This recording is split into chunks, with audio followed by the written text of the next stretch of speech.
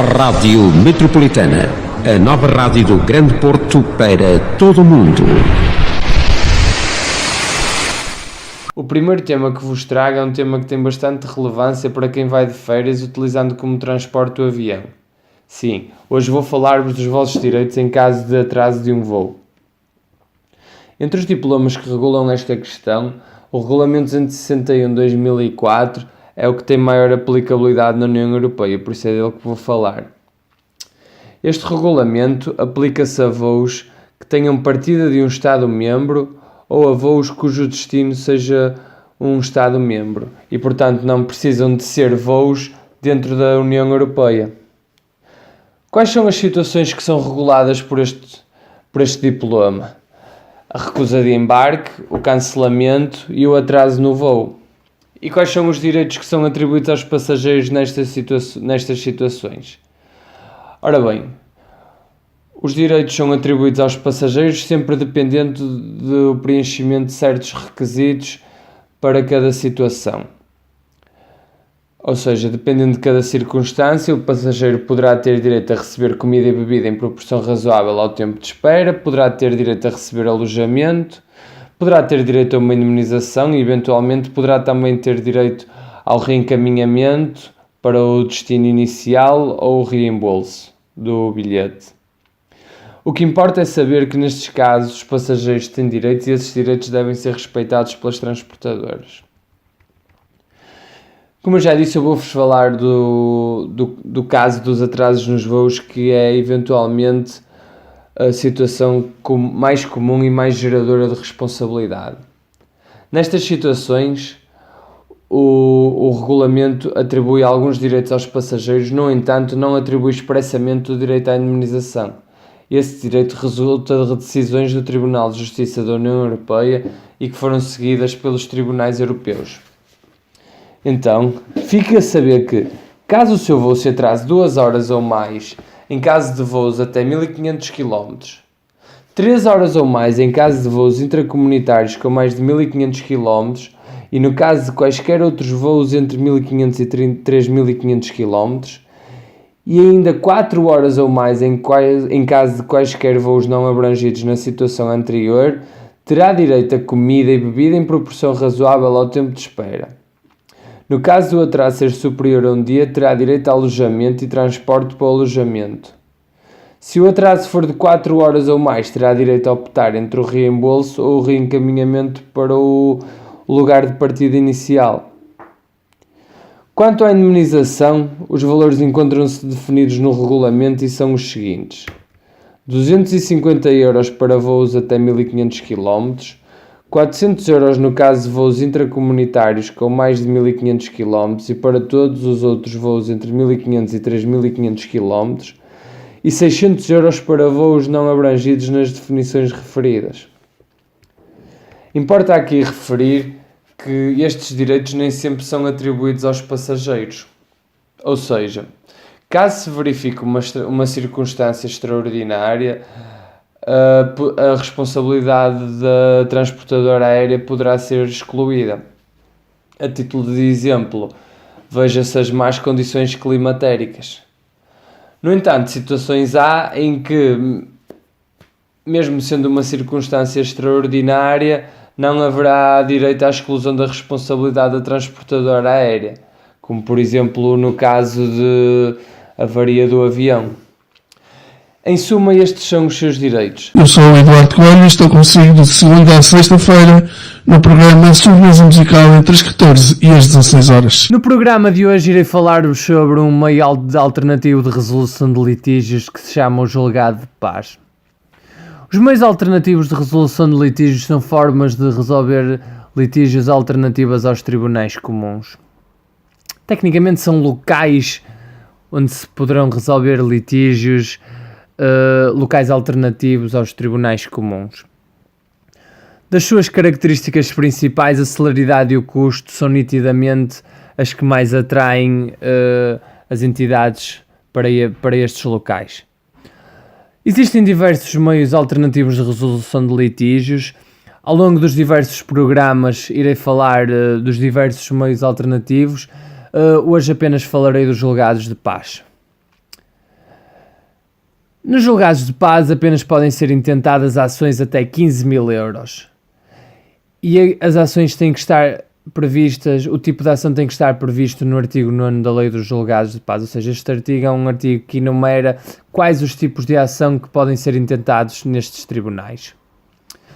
Podem ser partes nestes tribunais quer pessoas singulares, quer empresas ou pessoas coletivas, e as partes não são obrigadas a fazer-se representar quer por advogado, quer por solicitador, ou seja, é da sua inteira decisão se querem fazer acompanhar por um conselheiro ou se se representam sozinhas. O procedimento inicia-se com um requerimento na Secretaria dos Julgados de Paz. Este requerimento pode ser apresentado por escrito ou pode ser apresentado verbalmente e, neste caso, será reduzido a escrito pelo funcionário. Após a apresentação do requerimento, a contraparte é citada para contestar, podendo fazê-lo por escrito ou verbalmente. Caso em que, mais uma vez, se for feito verbalmente, será reduzido a escrito pelo funcionário do julgado de paz. O prazo para fazer a contestação são 10 dias. Ou seja, comparativamente aos tribunais comuns, em que o prazo é de 30 dias, conseguimos notar que o prazo reduz substancialmente. A não realização da contestação importa a confissão dos factos alegados no requerimento inicial. Depois desta fase, há lugar à fase de mediação. Esta fase é uma fase muito característica e também é uma característica importante dos julgados de paz, que é uma fase em que as partes estão perante um mediador e tentam chegar a um acordo com o auxílio deste tal mediador. Esta fase não tem lugar nos tribunais comuns exatamente desta forma, ou seja, perante um mediador profissional, que é uma pessoa que tem experiência na ajuda a atingir consenso das partes que estão em oposição. No entanto, esta fase do julgado de paz, a fase de mediação, não é obrigatória. Caso as partes atinjam um acordo, uma parte do valor pago a título de taxa de justiça é devolvido. Caso não atinjam acordo, o assunto é remetido à Secretaria para ser marcada a audiência de julgamento. As partes não são obrigadas a estar presentes na mediação. Caso não estejam presentes, o processo será remetido à Secretaria para ser marcada uma nova audiência de julgamento. Uma audiência de julgamento. A audiência de julgamento também é bastante simplificada face ao procedimento comum, desde logo só são permitidas até 5 testemunhas de cada parte. Havendo lugar a prova pericial, esta será produzida num tribunal comum, revoltando depois o processo aos julgados de paz para prosseguir o julgamento. A sentença é logo proferida na audiência de julgamento e é notificada às partes até o encerramento da audiência. A sentença tem valor de sentença proferida por tribunal de primeira instância e pode haver recurso no caso do valor da ação ser superior a 2.500 euros. Como podem constatar, o procedimento de julgados de paz é mais célere que nos tribunais comuns e o custo da ação é menor. Dados de 2016 indicam que este não é um meio muito utilizado, principalmente indicando a falta de confiança das pessoas neste meio de resolução de litígios. Eu sou o Eduardo Coelho e estou consigo de segunda a sexta-feira no programa Sobremesa Musical entre as 14 e as 16 horas. O tema que vos trago hoje está também um bocadinho enquadrado na altura do ano em que estamos.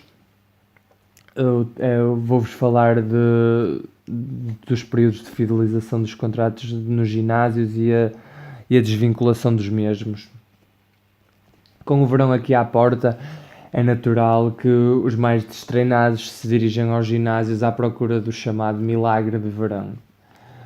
Até aqui tudo bem, não há qualquer problema, no entanto, a questão coloca-se quando no momento da inscrição estes ginásios apresentam períodos de fidelização.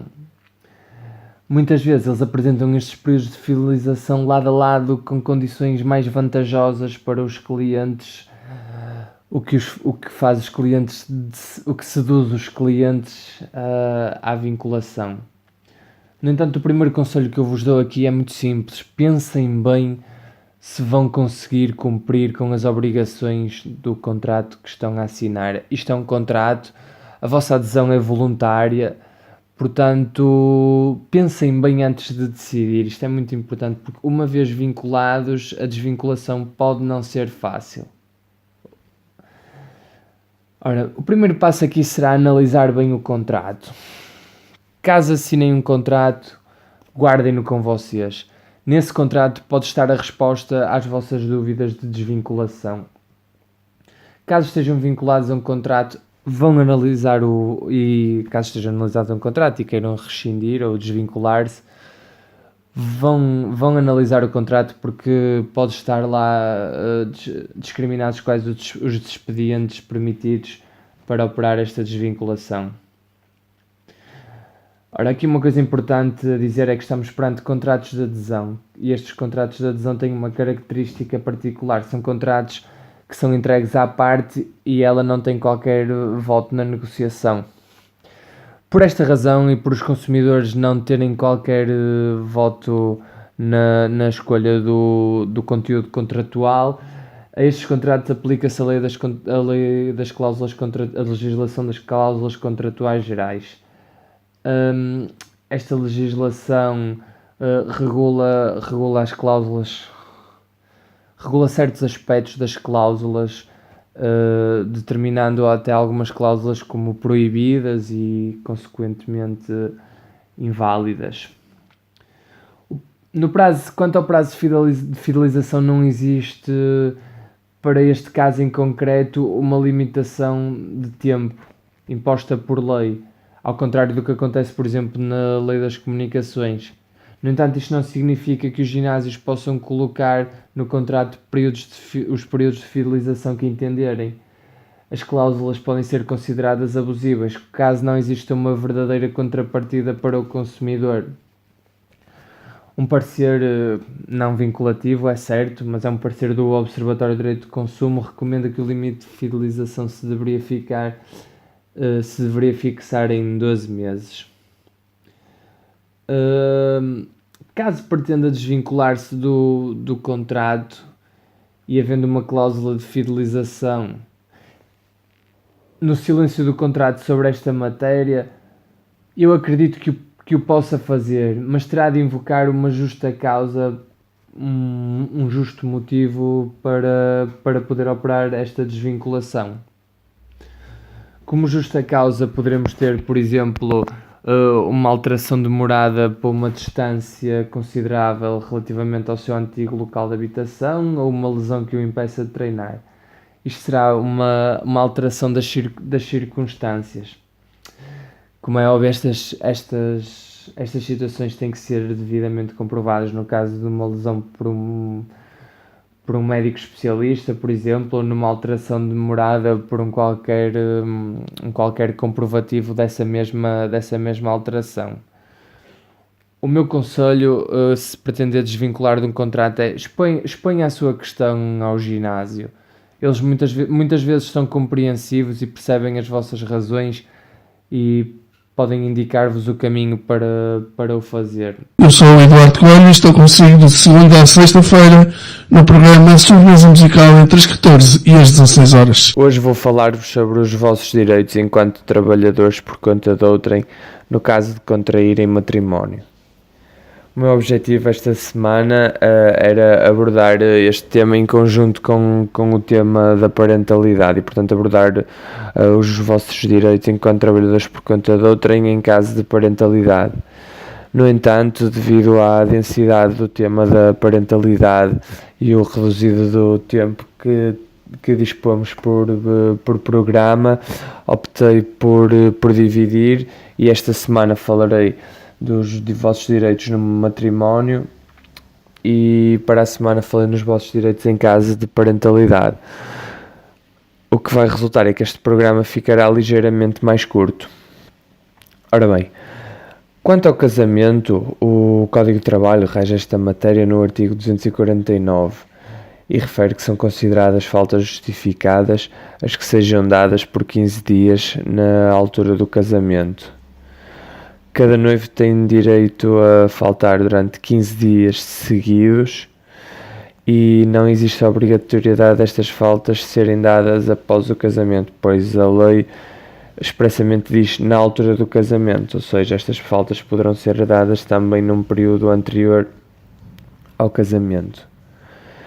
Estas faltas não têm interferência com o período de férias, que será gozado na totalidade no ano do casamento, e também não implicam a perda de retribuição. No entanto, os trabalhadores perderão o direito a outras componentes de remuneração, tal como o subsídio de alimentação.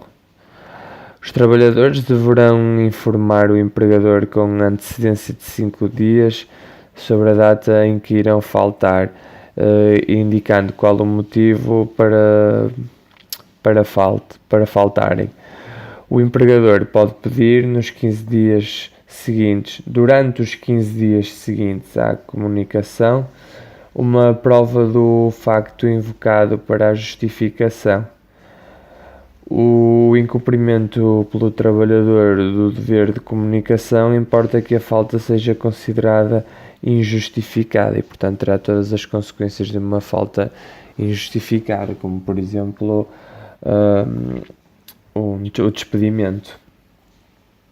Por fim, e não menos importante, estes dias contam-se seguidos, o que significa que incluem também os fins de semana. Eu sou o Eduardo Coelho e estou consigo de segunda a sexta-feira no programa Sobremesa Musical entre as 14 e as 16 horas. Conforme prometido, esta semana vou falar-vos acerca dos direitos dos trabalhadores na parentalidade. A parentalidade é considerada pela lei como um valor social iminente e, por essa razão, a lei atribui aos trabalhadores nesta situação um conjunto variado de direitos. Por serem atribuídos direitos aos trabalhadores num número elevado de situações e tendo em conta o tempo que temos para apresentar o programa, apenas irei aprofundar os que considero mais relevantes.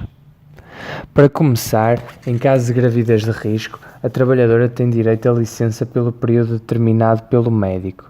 O empregador poderá, em vez de atribuir a licença, proporcionar à trabalhadora condições de trabalho compatíveis com o seu estado e a sua categoria profissional. O gozo desta licença não prejudica o gozo da licença parental inicial. Em caso de interrupção voluntária da gravidez, a trabalhadora tem direito à licença com duração entre 14 e 30 dias. Durante o período da gravidez, a trabalhadora tem direito à dispensa do trabalho para consultas pré-natais pelo tempo e número de vezes necessários. No entanto, deverá sempre dar preferência à marcação das consultas fora do horário de trabalho. O pai tem direito a 3 dispensas do trabalho para acompanhar a mãe. Quanto às licenças parentais propriamente ditas, estas compreendem 4 modalidades distintas. No caso da licença parental inicial, os pais têm direito à licença de 120 ou 150 dias, cujo gozo podem partilhar sem prejuízo dos direitos da mãe. No caso de nascimentos múltiplos, acresce um período de 30 dias por cada gêmeo. A mãe tem obrigatoriamente que gozar de 6 semanas de licença a seguir ao parto, podendo gozar até 30 dias antes do parto. O pai tem obrigatoriamente que gozar de uma licença de 15 dias úteis seguidos ou interpolados nos 30 dias seguintes ao nascimento, sendo obrigatório gozar 5 dias seguidos após o parto. No caso da licença parental inicial, a gozar por um dos progenitores por impossibilidade do outro, o pai ou a mãe têm o direito de gozar o período das restantes licenças ou do remanescente desse período. Os casos de impossibilidade previstos na lei são incapacidade física ou psíquica do progenitor que estiver a gozar a licença ou morte do progenitor que estiver a gozar a licença. A proteção na parentalidade não se esgota com a licença de parental inicial. De facto, a lei confere ainda direitos aos pais antes e após o nascimento do filho.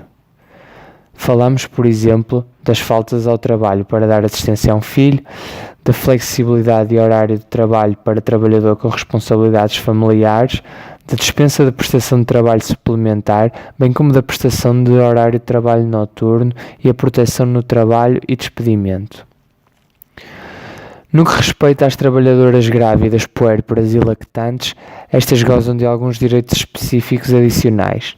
a dispensa diária para a amamentação durante o tempo que esta durar e para a lactação, gozada em 2 períodos distintos com a duração máxima de 1 hora cada, a dispensa de prestação de trabalho em horário de trabalho organizado de acordo com o regime de adaptabilidade, banco de horas ou horário concentrado, a dispensa de prestação de trabalho suplementar, bem como de trabalho noturno, o direito a especiais condições de segurança e saúde no local de trabalho.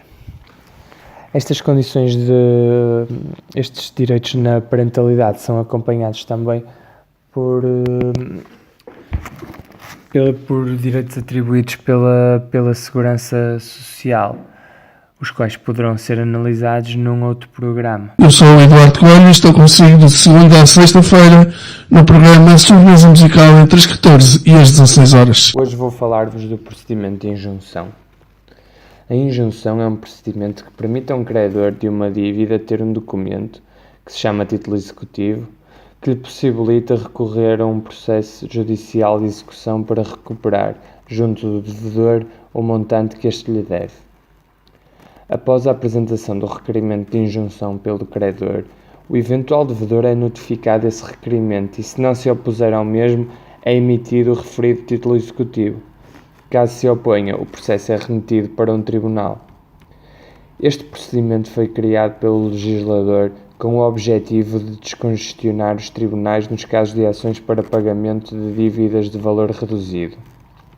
Ora, o desenrolar deste processo é maioritariamente extrajudicial, não intervindo o juiz sempre que a contraparte seja notificada e não apresentar oposição à injunção em 15 dias.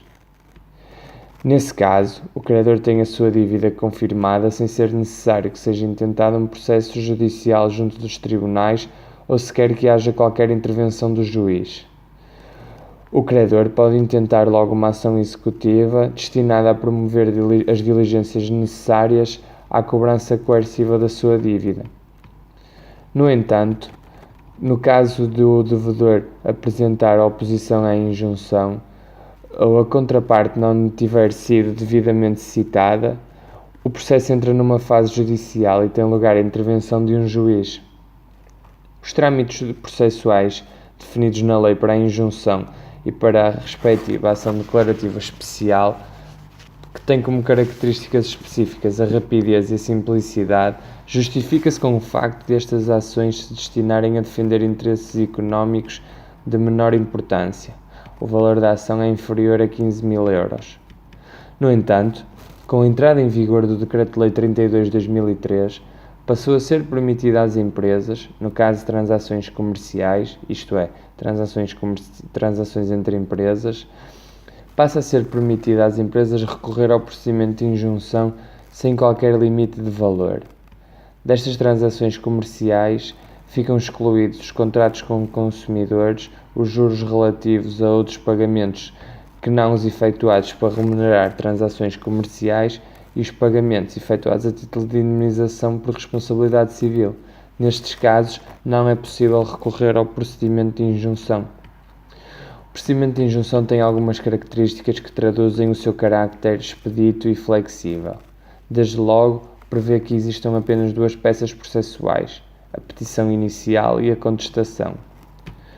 Por outro lado, o material probatório é necessariamente exibido na audiência de julgamento, podendo apenas ser apresentados 3 a 5 depoimentos independentemente do valor da ação, que, como já se viu, não pode exceder os 15.000 euros nos casos das transações não comerciais. Sempre que no procedimento de injunção a testemunha souber de algum acontecimento por causa das tarefas que realiza, prevê-se que o respectivo depoimento possa ser deduzido por escrito. Se for necessário recorrer à prova pericial, recorrer-se-á a um só especialista. A audiência de julgamento tem lugar em 30 dias. Após a observação do conteúdo probatório, os advogados estão autorizados a fazer uma exposição verbal sumária. No final do procedimento de injunção, é decretada a sentença, a qual será posta em ata e que deve ser resumidamente fundamentada. Nestes termos, a vantagem deste procedimento é reconhecida quando não existe contestação, pois o alegado credor pode obter o referido título executivo num prazo curto. Segundo dados apurados, 80% dos procedimentos de injunção não são contestados, portanto logo aí se vê a eficácia deste procedimento. Vou-vos deixar um aviso. Quando receberem em casa uma carta com indicação de que têm 15 dias para se opor ao procedimento de injunção, aconselhamos a contactar um advogado, pois caso nada faça, o autor do procedimento poderá obter título executivo e poderá consequentemente obter o seu crédito coercivamente numa ação executiva, sem que possam fazer alguma coisa. Eu sou o Eduardo Coelho e estou consigo de segunda a sexta-feira no programa Sobremesa Musical entre as 14 e as 16 horas. A crónica desta semana terá como tema o subsídio de desemprego. Iremos explicar o que é, quais as condições para o obter, o prazo para o requerer e a duração da sua atribuição. Ora, para começar, o subsídio de desemprego é uma prestação monetária atribuída àqueles que involuntariamente perderam o seu emprego e por esse motivo ficaram sem a sua remuneração, que é o seu meio de subsistência. Esta prestação é atribuída pela Segurança Social e para usufruir dela, o beneficiário tem de residir em Portugal e tem de estar numa situação de desemprego involuntário. Estar em situação de desemprego involuntário significa que não foi o próprio trabalhador que se colocou numa situação de desemprego. Segundo a lei, constituem situações de desemprego involuntário as seguintes: despedimento por iniciativa do empregador, desde que este não invoque justa causa. Caso o faça, o trabalhador deverá, na altura do pedido, fazer prova de que interpôs uma ação judicial contra o empregador.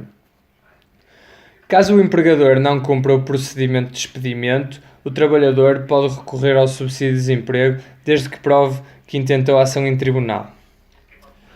Outras situações de desemprego involuntário são resolução com justa causa por iniciativa do trabalhador, caducidade do contrato não determinada por atribuição de pensão e acordo de revogação desde que a empresa cumpra determinados requisitos relacionados, grosso modo, com a situação económica da empresa. Continuando a enumeração dos requisitos, o beneficiário deve ter disponibilidade para o trabalho, a qual se traduz na aptidão para ocupar um posto de trabalho. Tem de estar inscrito no centro de emprego e cumprir o prazo de garantia, ou seja, tem de ter 360 dias de trabalho remunerado nos últimos 24 meses. O requerimento de atribuição do subsídio de desemprego deve ser realizado no prazo de 90 dias a contar da data da situação de desemprego, devendo ser precedido de inscrição no centro de emprego. As prestações, salvo algumas exceções, são devidas desde a data do requerimento e o período de concessão do subsídio depende da idade do beneficiário e do número de meses com registro de remunerações. O valor da remuneração corresponde a 65% da remuneração de referência, calculado na base de 30 dias por mês. A remuneração de referência corresponde ao valor da média diária de remuneração definida através do cálculo do valor total da remuneração registada nos 12 meses que precedem o segundo mês anterior à data do desemprego, a dividir por 360. Este valor está sujeito a limites definidos na legislação. Por último, uma curiosidade: sabia que caso pretenda criar o seu próprio emprego, pode solicitar à Segurança Social o pagamento da totalidade do subsídio de desemprego que lhe for atribuído numa só prestação? Preciso ter atenção que esta modalidade tem alguns requisitos apertados que deverão ser consultados antes de proceder a este pedido. Eu sou o Eduardo Coelho e estou consigo de segunda a sexta-feira no programa Sobremesa Musical entre as 14 e as 16 horas. O tema abordado esta semana está relacionado com a atividade exercida pelo trabalhador dentro da própria empresa, em que comumente se apelida de categoria profissional. Ora bem, em suma, a atividade do trabalhador corresponde às funções que este vai exercer dentro da empresa. Estas funções são definidas por acordo entre o trabalhador e o empregador e ficam firmadas no contrato de trabalho. Refere o Código de Trabalho que o trabalhador deve exercer, dentro da função definida no contrato de trabalho, as funções mais adequadas às suas aptidões e qualificação profissional. Aqui importa referir que o trabalhador, além da função definida no contrato de trabalho, pode ainda exercer as funções que sejam afins desta ou que lhe estejam funcionalmente ligadas. Desta forma, pretendeu-se flexibilizar a atividade que o trabalhador pode desempenhar na própria empresa. O que são atividades afins ou funcionalmente ligadas? São atividades semelhantes, próximas, acessórias ou complementares. Para exercer estas funções, o trabalhador deve ter a qualificação adequada o exercício destas funções não pode implicar a sua desvalorização profissional. Neste seguimento, importa também referir que o empregador não pode colocar o trabalhador a realizar uma função afim ou funcionalmente ligada para a qual seja necessária formação específica, sem antes proporcionar ao trabalhador a formação adequada ao exercício daquela função. Apesar de ser permitido ao empregador exigir que o trabalhador exerça funções afins ou funcionalmente ligadas, não deve haver uma substituição total da função contratada, nem deve essa substituição ser limitada no tempo, pois se assim for, podemos estar perante uma alteração do contrato sem o consentimento do trabalhador e que naturalmente não é admissível. Pode haver uma mudança para uma categoria inferior caso exista acordo entre o trabalhador e o empregador, e devendo esta mudança ser fundada em necessidade seja da empresa, seja do trabalhador. Caso a mudança de categoria para uma categoria inferior implique perda de retribuição, deve ser pedida autorização à autoridade para as condições de trabalho para se operar esta mudança de categoria. Neste tema há uma questão muito importante, que é a mobilidade funcional. Ora, através da mobilidade funcional, o Código de Trabalho permite que o trabalhador possa desempenhar funções além das funções que são afins. Concretamente, o empregador pode, mediante determinados requisitos, modificar a atividade desempenhada pelo trabalhador. Para poder realizar esta alteração tem de haver um interesse legítimo da empresa. A necessidade do empregador de alterar as funções do trabalhador deve ser transitória e não pode haver uma modificação substancial da posição do trabalhador. No caso de ocorrer esta alteração, não pode haver uma diminuição da retribuição do trabalhador e, caso as condições de trabalho referentes à nova atividade sejam mais favoráveis, devem estas ser aplicadas ao trabalhador. Refira-se também que na averiguação da atividade do trabalhador entende-se prevalecer a que o trabalhador realmente exerce, por contraposição à que foi definida contratualmente. Assim, pode entender-se que o trabalhador tem de facto categoria superior à definida no contrato de trabalho.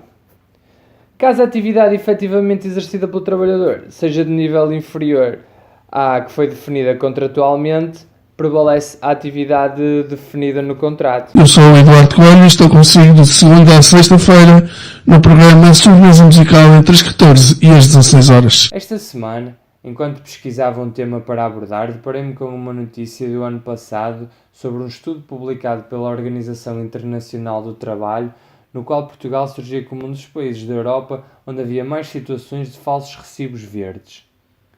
Falso recibo verde é uma expressão utilizada para indicar a situação de um trabalhador que, oficialmente, trabalha como prestador de serviços e, no entanto, deveria estar vinculado através de um contrato de trabalho. Juridicamente, a distinção entre contrato de trabalho e contrato de prestação de serviços assenta em dois elementos essenciais: o objeto do contrato e o relacionamento entre as partes. O contrato de trabalho tem como objeto a prestação de uma atividade e como elemento típico e distintivo a subordinação jurídica do trabalhador, traduzida no poder do empregador de conformar através de ordens a prestação a que o trabalhador se obrigou. No contrato de prestação de serviço, o prestador obriga-se à obtenção de um resultado que efetiva por si, com autonomia, sem subordinação à direção da outra parte. Ser um prestador de serviços ou estar vinculado por um contrato de trabalho tem implicações a vários níveis. Por exemplo, um prestador de serviços paga IVA sobre o valor cobrado pela prestação, enquanto um trabalhador com contrato de trabalho, não. Relativamente aos seguros de trabalho, no caso de um contrato de trabalho, a empresa tem de ter um seguro que proteja o trabalhador na eventualidade de doença profissional ou acidente de trabalho. Por sua vez, no caso de uma prestação de serviço, isso já não acontece. Talvez a maior crítica que se levanta aos falsos recibos verdes está relacionada com os direitos laborais que estes prestadores de serviços não têm quando comparados com um trabalhador com contrato de trabalho. Como sabem, em Portugal, o despedimento não é livre, ou seja, o empregador não pode decidir, por sua vontade, despedir um trabalhador. Mesmo existindo justa causa para o despedimento, o empregador tem de realizar um procedimento estabelecido na lei. Podemos então constatar que a lei protege o trabalhador de uma atitude discricionária do empregador. Por sua vez, numa prestação de serviço, isso não acontece, podendo o empregador resolver o contrato com o trabalhador quando quiser. Muitas das vezes, perante uma resolução de um contrato, o prestador de serviços propõe uma ação em tribunal para ser reconhecido como trabalhador da empresa.